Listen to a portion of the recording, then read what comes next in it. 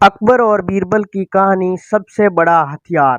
बादशाह अकबर कामकाज के अलावा कई चीज़ों के बारे में बीरबल से बातचीत किया करते थे। ऐसे में बैठे बैठे एक दिन बादशाह ने बीरबल से पूछा कि दुनिया का सबसे बड़ा हथियार तुम्हारे हिसाब से कौन सा होता है। इस बात से जवाब में बीरबल ने कहा कि संसार में आत्मविश्वास से बड़ा हथियार कुछ और नहीं हो सकता। ये बात अकबर के समझ में नहीं आई, लेकिन फिर भी उन्हें कुछ नहीं कुछ कहा। उनके मन में हुआ कि समय आने पर इस बात की परख की जाएगी। कुछ दिनों बाद राज्य में एक हाथी बेकाबू हो गया।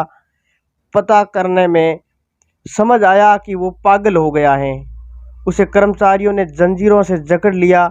इसकी खबर जैसे ही बादशाह को पहुंची तो उन्होंने सीधे महावत से कहा कि जब भी तुम्हें बीरबल आता दिखे तो हाथी की जंजीरों खोल देना।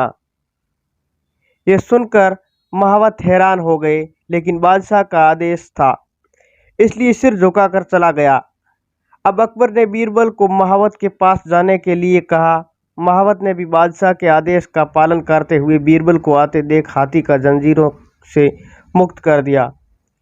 बीरबल को इस बात की खबर नहीं थी, इसलिए वो आराम से चले आ रहे थे। तभी उनकी नज़र सिड़गिड़ाते हुए हाथी पर पड़ी। जैसे ही उन्होंने देखा कि हाथी उनकी तरफ आ रहा है, वो कुछ समझ नहीं पाए। कुछ ही देर में उनके दिमाग में जो हुआ, बादशाह ने मेरी आत्मविश्वास वाली बात परखने के लिए ही इस हाथी को मेरे पीछे छोड़ने का आदेश दिया होगा। अब बीरबल इधर उधर भागने की सोच रहे थे, लेकिन ऐसा कुछ नहीं कर पाए। सामने से हाथी आ रहा था। अगल बगल में भागकर जाने की जगह नहीं थी।